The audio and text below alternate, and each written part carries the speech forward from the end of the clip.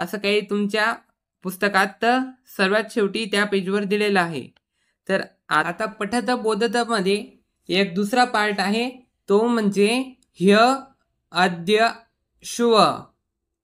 हा भाग आपल्याला वार, आज, उद्या, परवा, काल असे काही शब्द म्हणता यावेत, संस्कृतमध्ये सांगता यावेत, यासाठी हा भाग दिलेला आहे। मग आता अद्य म्हणजे आज, श्वः म्हणजे उद्या, ह्यः म्हणजे काल। ओके, मग आपण अजून डीप मध्ये जाऊया। अद्यः अद्यः असं लिहिणार। अद्यः म्हणजे काय? आज। ओके, आज। त्यानंतर अद्यानंतर उद्या, उद्या म्हणजे श्वः म्हणजे उद्या। त्यानंतर पुढे श्व नंतर काय येईल? परश्व, परश्वः। याचा अर्थ उद्याच्या परवा,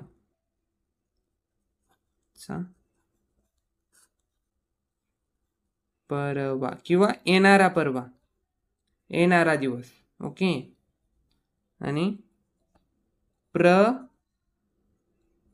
परश्वः अर्थात उद्याचा 13वा, म्हणजे येणारा 13वा, येणारा दिवस।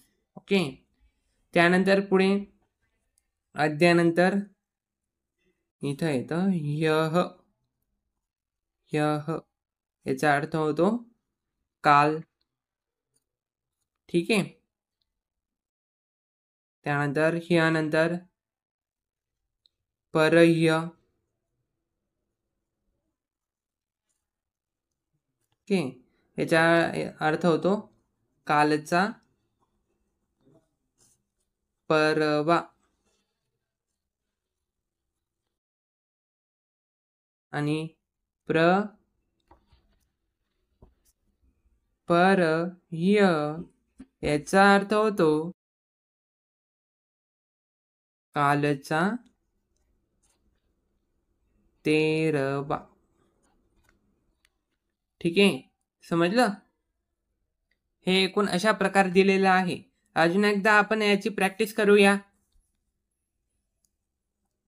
अद्यः अर्थात आज,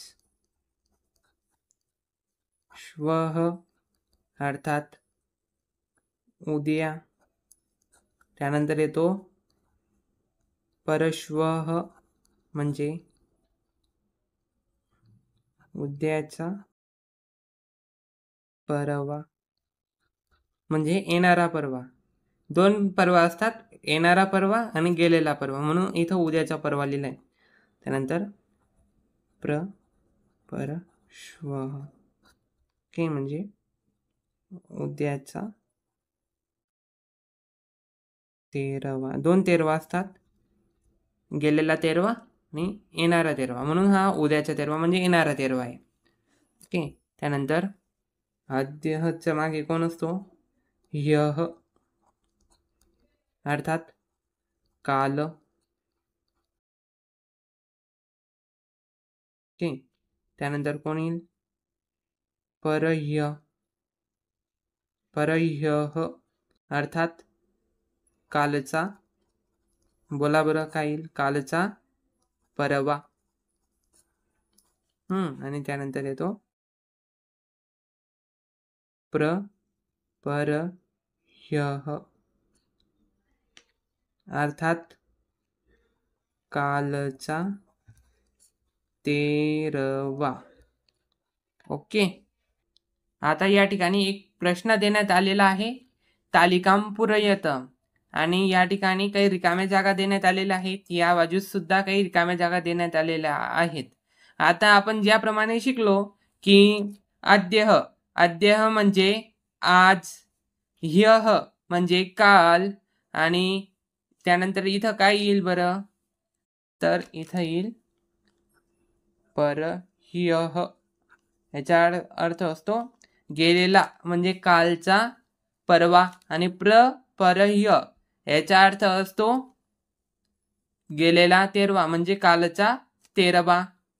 त्यानंतर अद्यचा पुढचा दिवस श्वः म्हणजे उद्या. ओके. आणि परश्वः म्हणजे येणारा म्हणजे उद्याचा, परवा. आणि परत श्वः असं लिहिलं तरी चालतं. ओके. मग याचा अर्थ होतो येणारा म्हणजे उद्याचा 13वा. ओके. आता या ठिकाणी बघा सोमवासरः.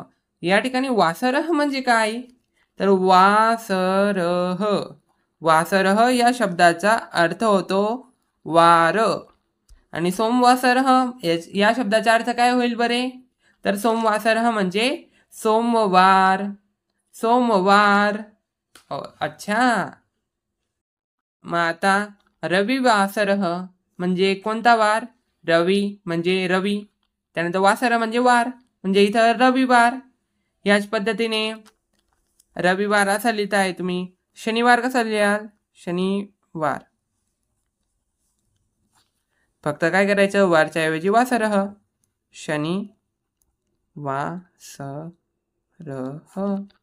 अशा पद्धतीने सर्व वार लिहायचे. फक्त वारच्या ऐवजी वासरः लिहायचं असतं. समजले काय? तर आपल्याला हे भरता येईल का बघा. आज जर रविवार असेल तर काल काय असेल, शनिवार. तेवढंच करायचं आपल्याला, शनिवासरः. ओके. त्यानंतर परह्य म्हणजे काय, कालचा परवा, गेलेला परवा. रविवार आज, काल शनिवार असेल आणि मग परवा शुक्रवार असेल.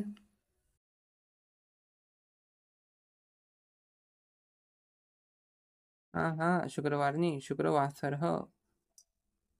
कशामध्ये, संस्कृतमध्ये. ओके.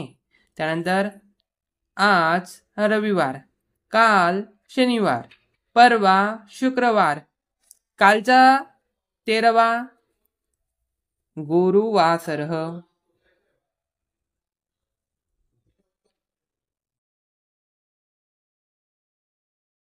आता परत अद्य म्हणजे आज, श्वः म्हणजे उद्या आणि परश्व म्हणजे 13वा.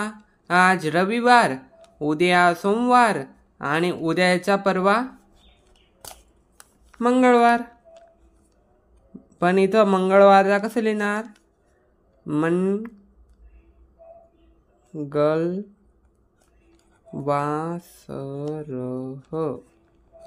मंगलवासरः अशा पद्धती. हा गणपतीचा. ओके. मंगलवासरः. आणि मग परश्वः म्हणजे 13वा बुधवासरः, बुधवार असणारे. अशा पद्धतीने आपण हा तक्ता पूर्ण केलेला आहे. आता तुम्हाला मी काही होमवर्क देतो, ते तुम्ही नक्की पूर्ण करा. सदर होमवर्कची उत्तरं हे व्हिडिओच्या शेवटी स्लाईड येतील, त्याच्यामध्ये नोट्स असतील आणि सर्वात शेवटी याची उत्तरंसुद्धा तुम्हाला सापडतील. तर आपण अशा पद्धतीने पठत बोधत संपूर्णरित्या समजून घेतलेले आहे. आणि संपूर्ण भाग हा आपण पेजवर समजून घेतला, कारण की स्लाईडपेक्षा पेजवर समजलेलं जास्ती वेळ लक्षात राहतं. म्हणून असे काही टॉपिक आहेत जे आपण पेजवरच कवर करू. तर आज या ठिकाणी आपला हा टॉपिक संपला. तर भेटू पुढच्या कक्षामध्ये. तोपर्यंत जय श्रीकृष्ण, राधे राधे.